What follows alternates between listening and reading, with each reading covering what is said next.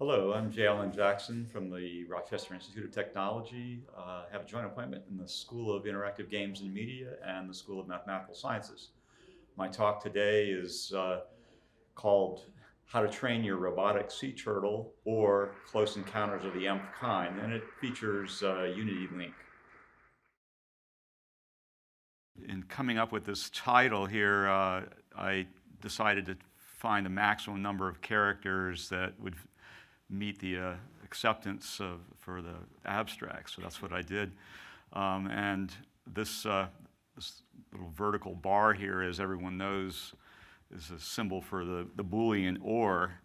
And in the original title, it was sandwiched. There were no spaces around here. But since then, I've noticed that it's gone through several changes and it ended up being printed out as a slash, which I thought was odd since the Wolfram Alpha uses that in there as well, but they don't seem to call that Wolfram/Alpha. So today I'm just going to go through a little background and motivation first, and then we'll get into discussion of what went into designing the various aspects of the interactive music video that I'll show you and play for you in a little while. So I used a combination of Mathematica, Unity Link, and the Unity 3D game engine to produce this interactive music video that features this, what I call AIMPS, Artificially Intelligent Multisensory Signal and Pattern Perceiver, embodied as a robotic sea turtle, along with these 6 playful dolphins nicknamed Pod Calypso. So I'll be talking about how to design what I call 3D choreographics, which is really just calculating paths of motion that these sea creatures would take, and then fashioning some geometric objects to go into the aquatic world, and then constructing some interactive musical instruments. So I should say that this interactive music video is really intended as a play-along that's performed by a group of 12, 6 actors who are in the roles of scientists, and 6 dolphin, what I call, although they're dolphin impersonators, I like to call them impersonifiers, since they actually are making sounds and so forth. And this whole play-along is done, staged on a mixed reality platform that's built around the sailboat. So the sci-fi storyline goes like this, and that's on the next page, but I did want to mention the background for this comes from what I've been working on over the last couple of years as I was teaching a course that was tailored to first-year science majors. We used the Elementary Introduction to Wolfram Language book, and they got very far along with that. And then towards the end of the semester, I wanted them to be able to do some creative work with what they'd been learning and break up into groups, into teams, and so forth. So over the last couple of years, this ended up working pretty well in that context. But if you're interested in learning more about the background here, then you can access this video from last year. Okay, so here's the storyline. A Pod Calypso has taken refuge within... Yes? Okay, sure. Is that okay? Still? Okay, I can make it. You think that's, how about that? Okay. Yeah, what I might do actually is go to here, and it's going to make it easier for me to slide through here, I think, but I can make it even bigger than, is that okay? Okay. Yeah, so here's a very highly detailed map of the Caribbean trapezoid. So the story is then scientists aboard Riff Raft, that's this, as I was saying, this mixed reality platform. We'd usually have a screen in front of this, but an exploratory vessel from the Cetacean Intelligence and Communication Investigation Lab. They're seeking to make contact and carry out research, but this atypical tropical troop of marine mammals remains pretty elusive and cautiously distant. So although observations from far away do reveal that a Pod Calypso likes to perform expressive and polyrhythmic body movements while emitting exotic percussion sounds in synchrony. So as a consequence, the squad from CISL now plans to carry out numerous experiments deploying a purposely trained AIMPS, that's the robotic sea turtle, to conduct novel song and dance routines composed from myriad mixed messages of music, motion, and math. And the conjecture here is that such actions may draw Pod Calypso nearer, giving rise to close encounters of the nth kind. Now, if that didn't all sound too strange, I did think it might be beneficial for us to take a peek at what was an earlier version of the video, and then I'll be showing you how some of the things that went into making that, but also showing the enhancements that have come along. So let's just see what we've got here. See if YouTube's going to play this for us.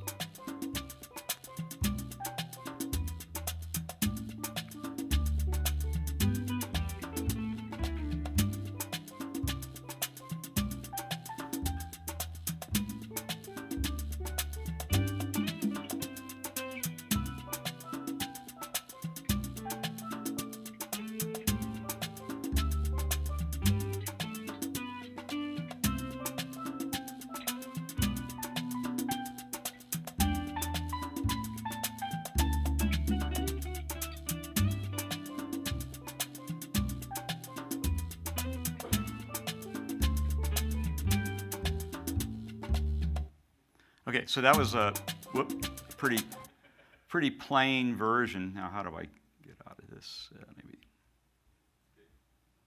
try that. Let's try quitting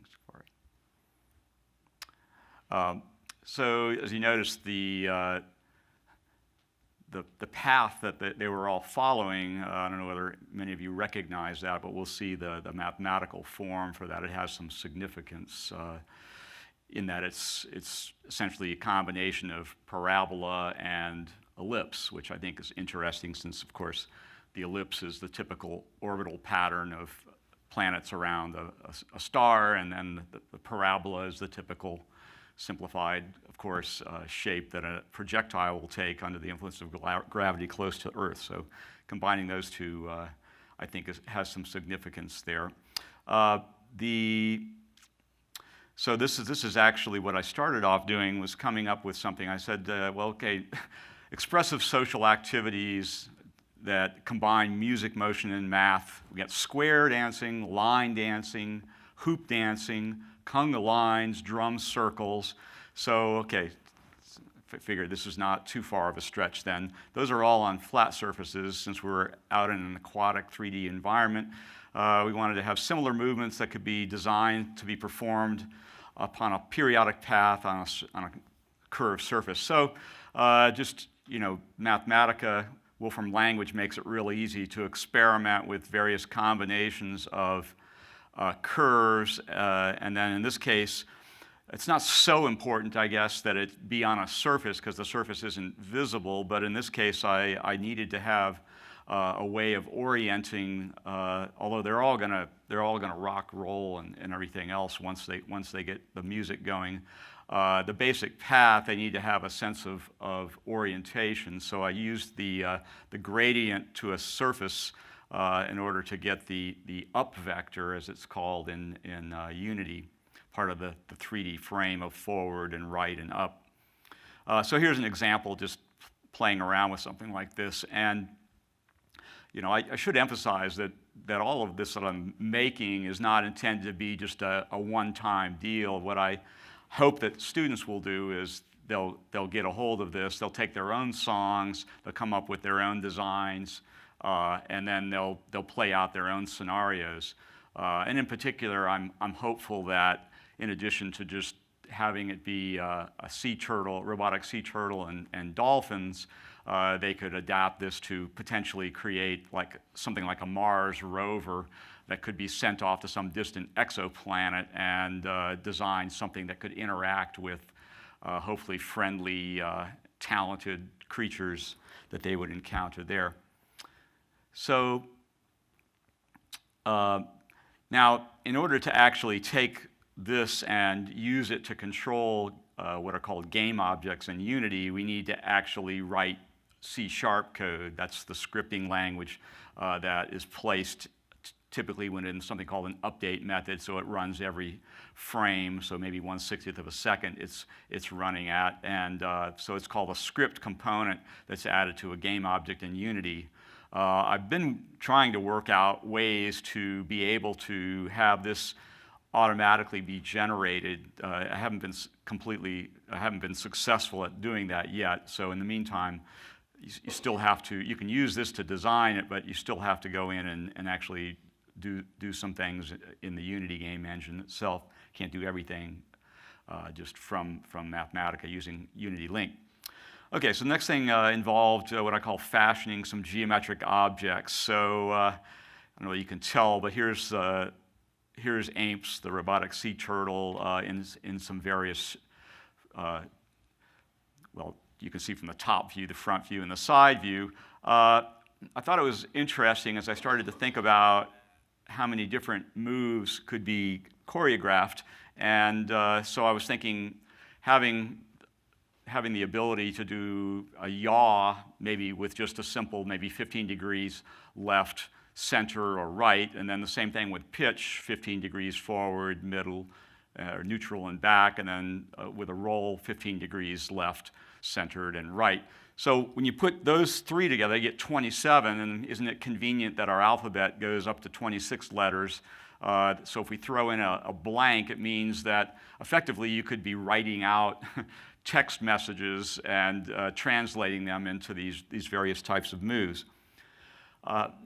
As I started to play around with this idea of, I call this thing a jukebox, I realized that because of the structure of the shell on AIMPS's back, it could be divided up into 3 different zones. If you're familiar with audio stereo plugs, there's something called a tip, a ring, and a sleeve. So this kind of conveniently goes along with that. So the way that this is organized, there are these 3 panels. Let's look at the neutral position right here. That would be if you go 1, 2, 3, 1. So it's right here in the middle. So this pattern right here represents these 3 center hexagonal patterns, white, gray, and black. That would be the neutral position.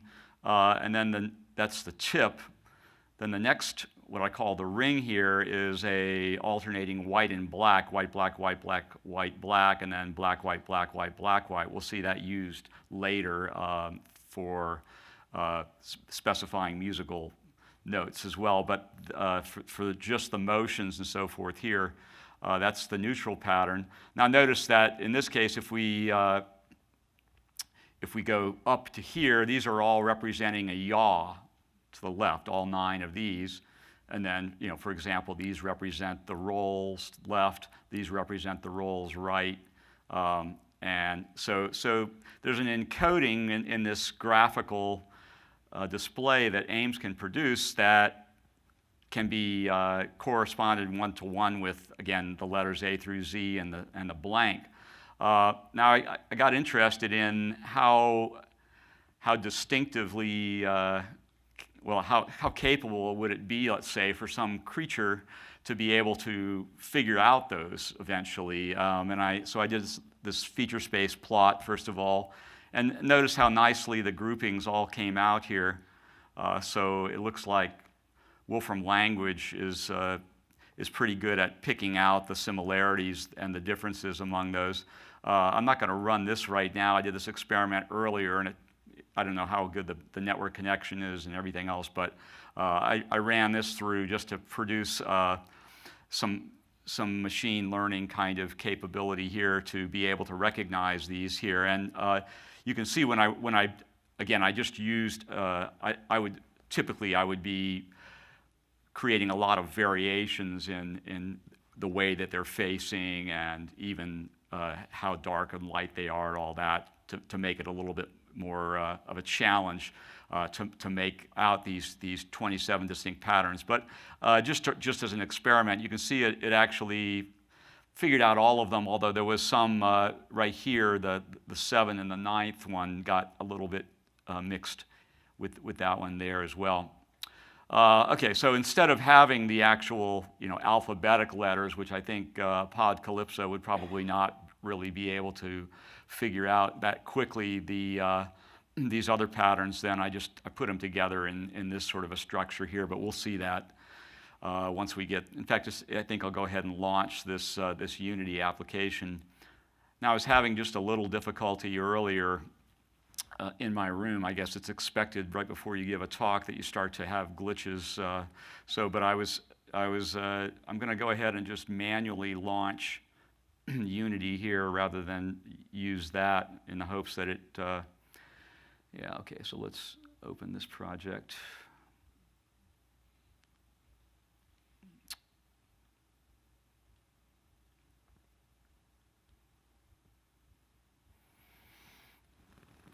And we'll see. So I thought it was interesting because of the fact that we use red, green, and blue in various combinations. I mean, those are sort of like orthogonal or at least linearly independent colors, right? And then with all these different yaws, pitches, and rolls, essentially those are all independent. So I started thinking about yet another way of associating those 27 distinct states with sounds for additional redundancy. And so it's just something that's just struck me earlier that developing this idea of having, let's say, 3 separate channels of sounds. For example, as you'll see with percussion, we could have a low sound on a drum and a high sound on a drum, and of course none at all. You could have a high, well, that's using pitch mostly, but you could also have variations in loud, soft, and well, too soft would be nothing at all. But anyway, you'll see what I mean here. I came up instead with just some rhythmic motifs that I'll play for you now. And let me make this a little bit bigger.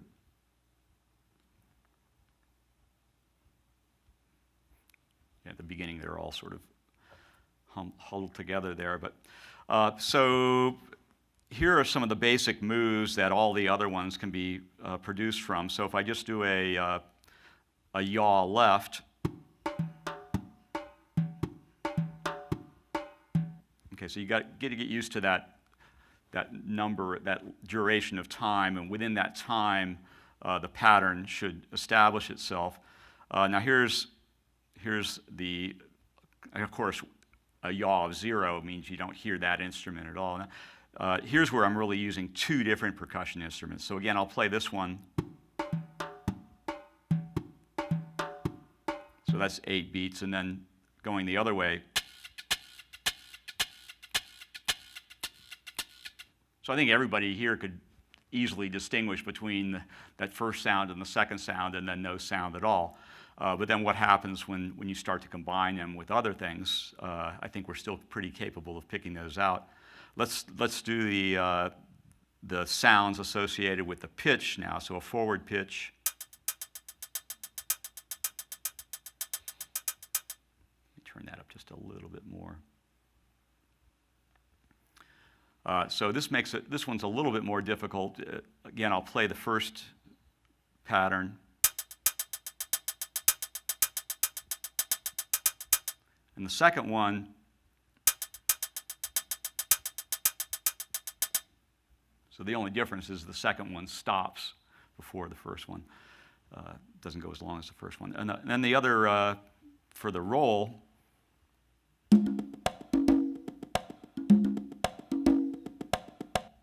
and then rolling to the right.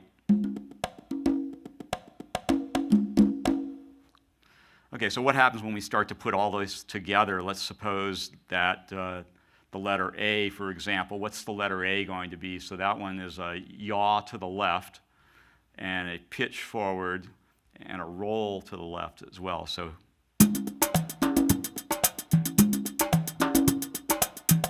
and then what about Z, for example? So that's going to be a yaw to the right and a pitch back and yaw to the right, pitch back, and a roll to the right.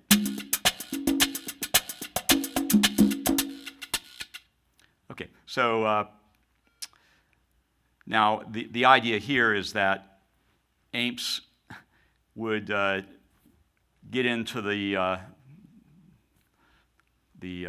path along with pod Calypso here, probably AIMS would start going around and start making the sounds, and the curious dolphins would eventually start to follow along.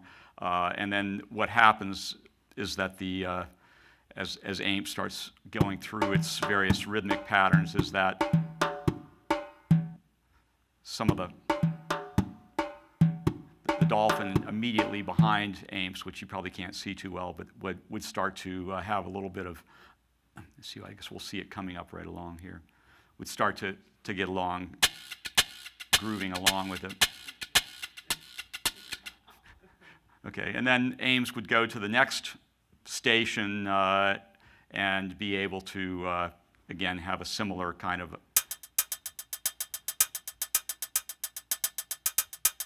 So let's see, yeah. So this dolphin is doing the pitch movements. Again, I usually prefer to say things like twist, rock, and roll, rather than yaw, pitch, and roll. But okay, so after AIMS has gone around and sort of given a little bit of instruction to all of them, and let me move this out of the way. Then AIMS can start to add a little bit more flourishes to the moves. So let's just see what we get here. So in these flourishes, AIMS does the initial gesture, takes the initial orientation, and then follows it up with a kind of a fast break going back the other way. So here's another. Okay, so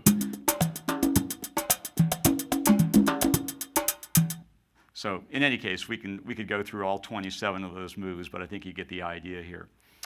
Okay, so let me get on with the next part here. So in addition to having sort of what I consider sort of like dance revolution for dolphins, where it's mainly rhythmic based and so forth, I wanted to have the ability to have the dolphins engage in a sort of a version of Guitar Hero. So needed to come up with some kind of an instrument that could be played by the crew, could also potentially be interacted with by the dolphins, and that AIMS could be playing on its shell as well.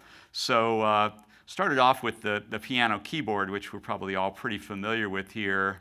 But the one thing about the piano, well, several things about the piano keyboard, it was set up so that you could really recognize the patterns, but also that your fingers could detect them. And it's almost, but not completely symmetric. If we see white, black, white, black, white, if that were black, then it would be completely symmetric on this side and the other side here. So that's sort of the reasoning behind, if there's any reasoning at all going on here, the reason behind being able to, or setting up AIMS shell to have this zone of 12. As I said, that was the ring zone before.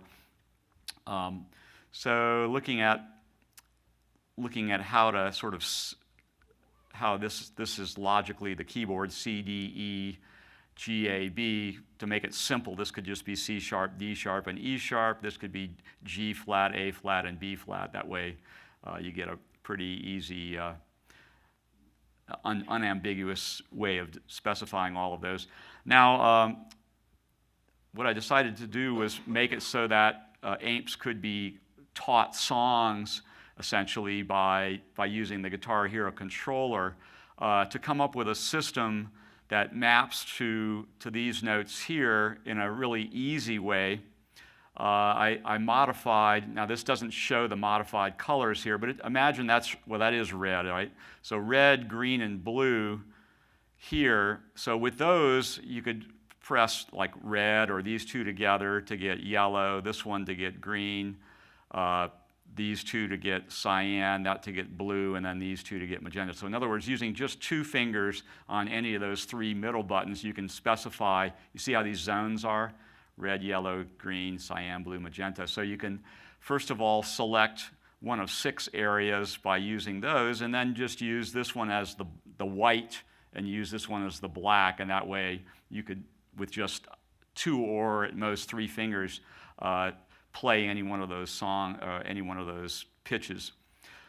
So here's a little, I know I'm getting close to time here, so I'm going to go ahead and breeze through here, but this is a little composition I came up with that I thought had enough logic in it that smart dolphins would be able to figure out some things. It actually has some symbolic significance in that it's made up of 10 call and response phrases, 5 calls followed by 5 responses, intended to signify a shaking hands gesture between humans, but also note that if you look at an X-ray of a dolphin's flippers, they actually have 5 phalanges that are finger-like bones there.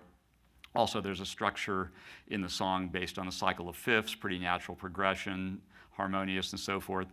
This would actually be how you could play the song using the Guitar Hero controller here. So you see that in this case it's using all the white keys, but you can see that the colors change here as you're going along. I also made up another structure that could actually be placed in the center of the path around Amps and a polycalypso, so that even if the dolphins couldn't see what was going on Amps' shell back, they would be able to see something going on here as well. And this can be 1 octave or many octaves here, this so-called polar pan piano helix. So using Wolfram language to construct these, started off with just the annulus function here, and then without going into there are a lot of details that go into how to go from there to actually create the structure inside of Unity Link, but essentially it involves making game objects out of these, adding audio source components and an audio clip added to that, then the transform component to make them displaced the proper amount and rotated, and then configuring the color properties, black and white and so forth. And we'll get a glimpse of what it looks like in the Unity project, but it's very tedious to do by hand in Unity, whereas doing it with Wolfram language and using the Unity Link does make it go pretty easily. So I think I'll go ahead and jump to the last video here. Let's see what I want to do. Yeah, click on that.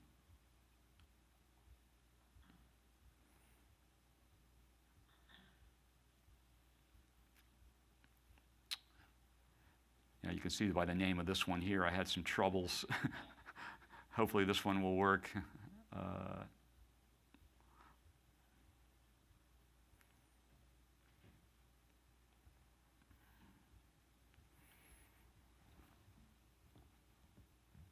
Okay, looks like we're going to get it. So I don't have the Guitar Hero controller with me. I just using the keys 1, 2, 3, 4, 5 on my keyboard instead right now. But if I play, well, first of all, just press down the red key. You can see it on Amps, and then when I play what would be the white key, you get that.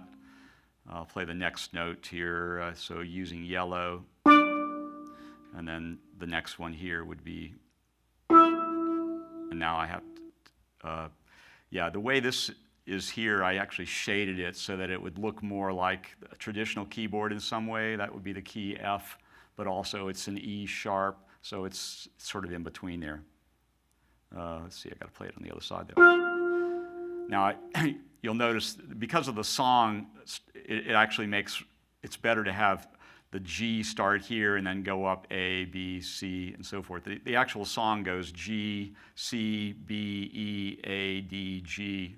It does that a couple times, and then it does some variations on it, as we'll hear in a minute. So anyway, to finish it off, to play the G over here, I've got to get the cyan and then play the white. And then to play the next note, that would be the A. and then finally the B, which will be the magenta, and then back home to C. Okay, so let me go ahead and play the full song for you. I haven't put these two videos together. Still got a lot more work to do on this. As I said, I really intend for this to ultimately be something that students could have access to and be able to play around with and make their own versions of it. So I'll just go ahead and here's what the sort of the finished song sounds like.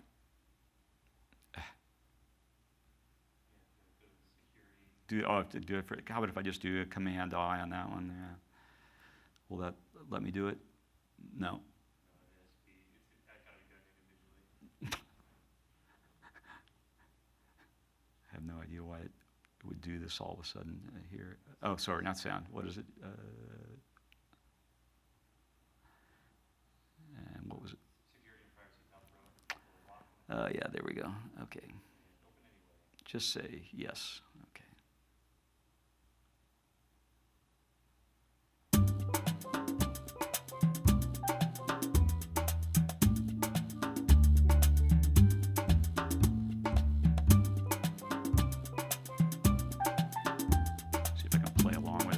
I'm not going to be able to go play that fast along here. So it would be the C, the B.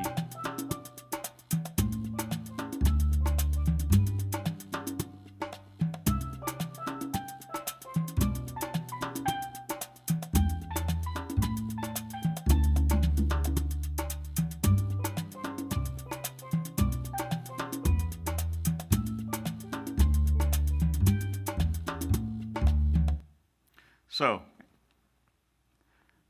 haven't figured out what the tour dates are going to be for AIMPS and Apocalypso yet, but watch for them soon. So I'd like to just take a moment here to acknowledge a few important people. Albert Einstein, just because I think that the question he asks is something that I feel we can actually prove it is a friendly place. At least in this Showtime space, but even more, the proof, as I say, requires cultivation of kindness as much as knowledge. Kurt Vonnegut is an inspiration to me for many reasons.